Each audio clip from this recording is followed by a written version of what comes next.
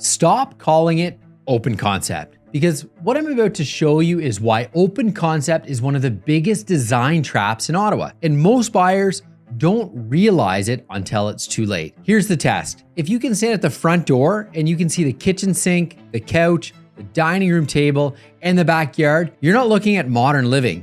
You're looking at a layout design to do two things. Number one, sell fast online, and number two, cost less to build. I'm not saying that just from sifting through the internet and other YouTube videos. I'm saying that from in the trenches, working with buyers and sellers every single day. Yesterday, I was at a showing, newer property, beautiful photos. Client walks in, and within 30 seconds, the husband goes, "Why do I feel like I'm in a showroom?" And then his wife looks at the kitchen and says, "So where do we go to be alone?" That's the moment it hits. Because open concept does not just change the house, it changes your stress level, your privacy, your noise, your routines, and everything. So in this video, I'm gonna do something most people won't do. I'm gonna give you the exact checklist I use in showings to spot the open concepts that are genuinely amazing versus the ones that turn into constant noise, constant mess, and constant, "we should have thought about this." And towards the end of the video, I'll show you the one layout mistake that makes buyers fall in love and then quietly regret it for years.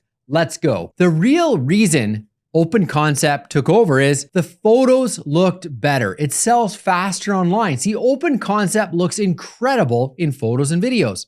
One wide shot makes the main floor feel huge and abundant. And in a world where buyers scroll listings like social media, that matters. I'll give you another example I see constantly. I've had buyers walk into houses and say, "This feels smaller than the pictures." And I'll say, "Yeah, because the pictures were taken from one corner where you can see the entire floor plate." Open concept performs better in the first few seconds of attention. Closed layouts, especially older homes, can look smaller online even when they aren't. So open concept didn't just become a design trend, it became a marketing advantage. The second thing, it's cheaper and faster to build. Let's be honest, walls cost money, doors cost money, trim costs money, framing costs money, HVAC planning gets harder to reroute pipes when your rooms have multiple spaces, walls, and other things to contend with. Open concept simplifies everything. Fewer partitions, fewer transition, fewer finishing details. So the builder story is modern living, but the builder spreadsheet equals efficiency, cost savings. And you can feel this in a lot of newer homes.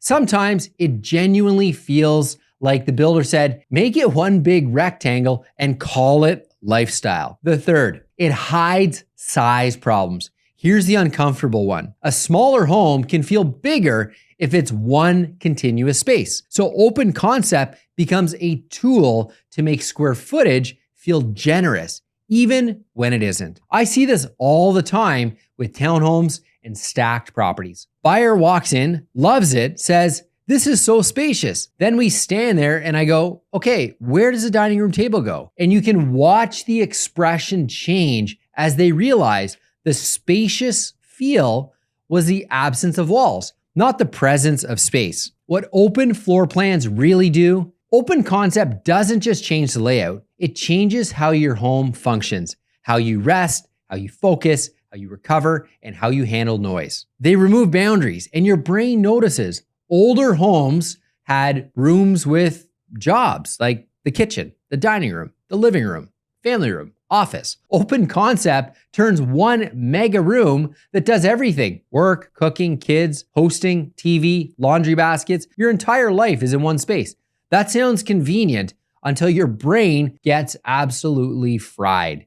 And I've watched people feel this in real time during showings. One person will drift to the edge of the space and just stand there and quietly think. And I'll ask them, "What are you thinking?" And they'll say something like, "It's beautiful, but I don't know where I'd go to just breathe." That's what walls used to do. They create mental breaks. Next, they amplify noise and mess. Open concept is basically an echo chamber. Think about it. Dishwasher, microwave, range hood, kids, dogs, TV, phones, iPads, tablets, A few days ago, I was in a showing empty house, hardwood floors, no rugs, and the echo was insane. The buyer clapped once, laughed, and goes, "Wow, this sounds like a gymnasium." Exactly. And then I tell them, if it echoes empty, it's gonna be loud, lived in too. Different loud, but constant. And a mess. In a closed kitchen, you can contain it. In an open concept, your kitchen is always on stage. I've had buyers say this word for word.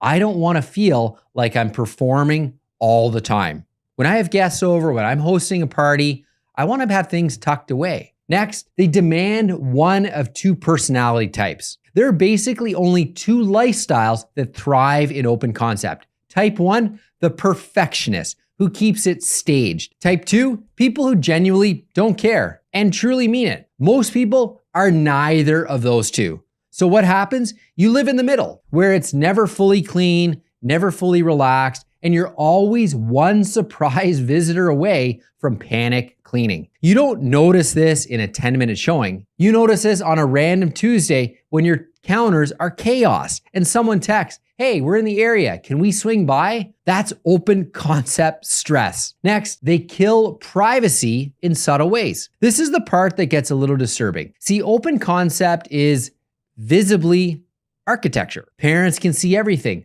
Hosts can monitor everything. Partners can hear everything. There's nowhere to retreat without leaving the floor entirely. This matters more than ever because a lot of Ottawa households are hybrid working post-COVID. I showed a home recently where the only office option was the kitchen island. And the buyer said to me, "Liam, so where do I take my Zoom calls without the dishwasher going?" And the answer was basically, you don't. Open concept carries sound further. Voices carry, you feel exposed even when nobody's watching. Visibility changes behavior. The Ottawa angle here, folks, and why this matters here is Ottawa's housing market is mixed. We have older homes in the Glebe, Old Ottawa South, Alta Vista, Vanier, Westboro, to name a few. And then we have a lot of newer suburbs like Orleans. South, we have Barrhaven, Riverside South. And in the west, we have Canada and Stittsville. There are a ton of condos and stacked towns with these open concept floor plates. By defaulting, here's what I'm seeing constantly. Older homebuyers love walls until they fear that dated feeling. Many homebuyers walk into classic layout and think, this feels chopped up. But what they're reacting to isn't the walls. It's usually older lighting, darker finishes, tighter doorways, smaller openings. I did a showing recently at an older home and the buyer's reaction was, wow, okay, it's not open concept. Then we turned on the right lights, walked it properly, and they said, wait, this actually feels calm. The word calm comes up all the time. Walls can create calm. And the irony here is a lot of older homes do not need open concept. They need better lighting, better flow, and one of two strategic openings, not demolition. Next, newer home buyers love open concept until life happens. A lot of buyers purchase open concept because it feels big and bright. Then life shows up. One person works from home. Kids grow up. Hosting increases. Someone needs a quiet area. Cooking smells become constant. Sound never stops. And then you hear the sentence I hear constantly, where do I go to be alone? This question is open concept tax. Open concept isn't bad. Let me be clear. Bad open concept is bad. Here's the checklist I use that I share with my clients in showings. Number 1, is there a quiet zone? Even in open concept, you want to retreat, a den, a closed office, a finished basement, or at least a separate flex room. If the entire home is one open rectangle, that's where people burn out. I had a buyer last week say, I love it, but I don't see any escape room. Perfect wording. It was so true. Number 2, can the kitchen be messy without ruining the whole vibe? Look at sightlines. If the front door looks directly into the sink, dishes, and fridge, that layout will punish you. A good open plan has partial separation, island placement, a corner kitchen, or a subtle visible break. Because some open concepts feel elevated and some feel like you're living inside the kitchen. Number 3, is there a real dining space or is it a hope dining? A lot of open plans look huge until you try and fit dining room table, chairs, and a hutch. So here's what I do. I literally stand where the table would go and I say, okay, table here, chairs here. Now walk past me like you're carrying groceries. If it feels too tight, it's not a dining room. It's a staged photo. Number 4, acoustics. Do you hear everything?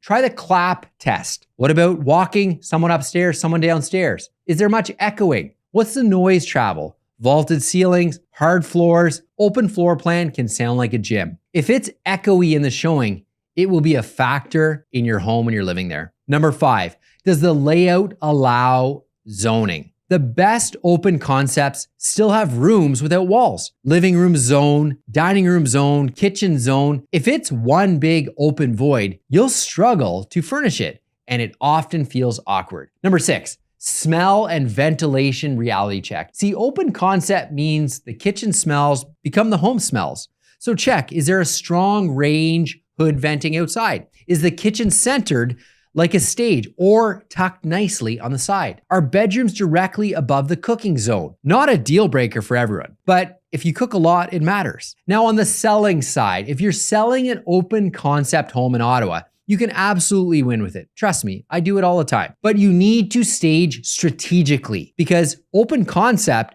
can expose problems fast, like clutter, awkwardness, furniture zones that just don't fit. Like, where does a dining room table go? Here's how to make it land. Number 1, create zones on purpose. Don't let it feel like one big undefined space. Use rugs to define living areas, lighting to separate zones, a dining room table that actually fits, furniture placement that creates clear pathways. The goal is to make the buyer's brain go, this makes sense. Second, break sightlines at the entrance. If you open the door, the first thing you see is a sink, fix it. Even small tweaks help. Clear counters, keep the sink spotless, add centerpiece to island, create a focal point that isn't the kitchen mess. Number 3, de-noise the space. In open concept, sound matters, even in showings. Soft elements help. Curtains, rugs, cushions, fabric dining chairs. It makes the space feel warm and calmer inside. Number 4, show the escape route. If you have a den, finished basement, or flex space, call it out. Buyers want to know, where do I work? Where do the kids play? Where can I cook? Where do I go when I need a quiet time? If your home has that answer, open concept becomes a strength. If you already own an open concept home, here's how to fix it without renovating. If you're watching and thinking, great, I already live in one of these, good news. You don't need a major renovation. Small tweaks can go a long way. Fix number 1, add soft walls. Use bookcases, consoles, room dividers, tall plants. You're creating thresholds for the brain. Your brain loves that. Fix number 2, improve lighting layers. Open concept can feel harsh if it's one overhead lighting grid. Add lamps, warm bulbs, lights at multiple dimmers. This changes the space dramatically at night. Fix number 3, sound absorption. So rugs are not just for decor, they're for sanity. Add area rugs, curtains, soft furniture, wall art, even acoustic panels if needed. Fix number 4, create one true closed zone. If you can make even just one space truly separate, office, basement, flex room, you'll feel the difference. One quiet zone offsets a loud main floor. So here's the real takeaway. Open concept didn't take over because it's automatically better. It took over because it's easier to market and often much cheaper to build. And if it's done right, it's awesome, hands down. But if it's done poorly, you don't just notice it, you live with that noise that never stops and the mess you can't hide, the lack of privacy, and that weird low-level feeling your brain never gets a break.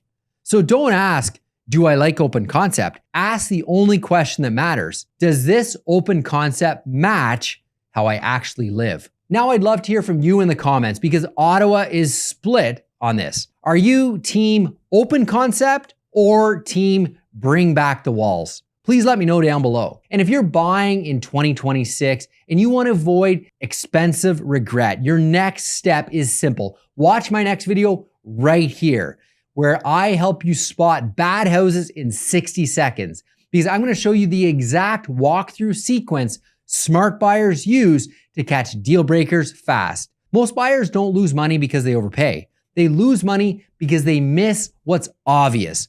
Once you know what to look for, you will win. Trust me, check it out right now.